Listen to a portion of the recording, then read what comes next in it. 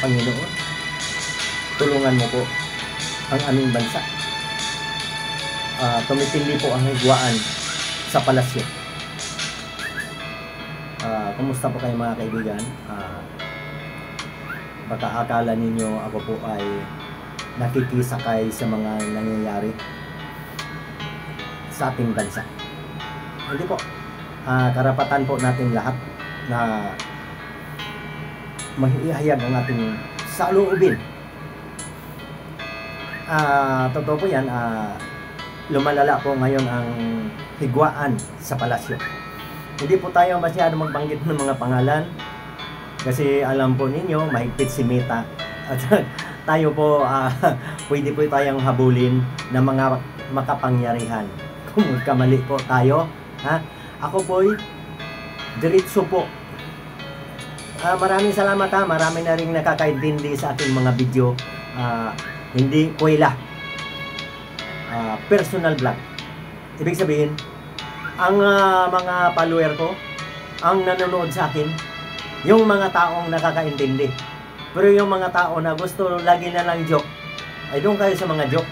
Dito sa akin, kapulutan ng aral ang aking personal vlog.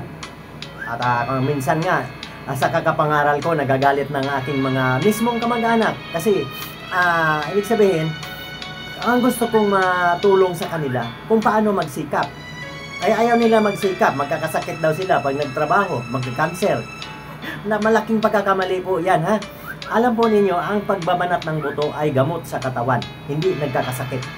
Kailangan po ayan lang, nakakwento ko lang po Pero ito,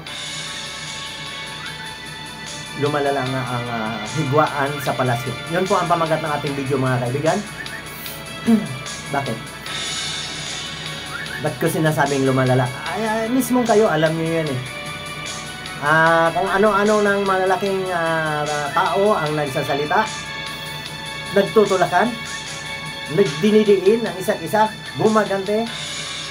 Ano na mangyari sa ating bansa?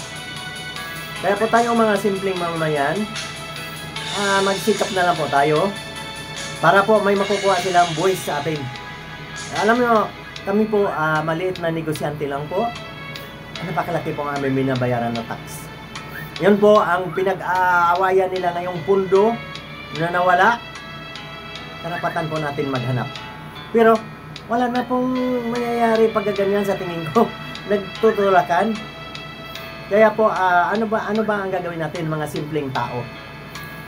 Tayo po na lang mismo ang magbantay sa susunod na mga project. Alam naman ninyo na mayroong flood control. Makikibalita po kasi kayo. Huwag kayong laging nakikitawa, nakikitsismis. Lahat, kung alam ba, Bulacan, bahaing lugar. Sa YouTube na lang magtatanong ba kayo kung mayroon ba ditong flood control project. Ang Bulacan mga kaibigan, talagang bahain yan kahit wala pa yung mga yung mga korupsyon na yan Bagsakan ng tubig. Ay lalo na ngayon, magkaroon ng mga reklamasyon ng ating mga karagatan, lalong binabaha ang Bulacan ngayon.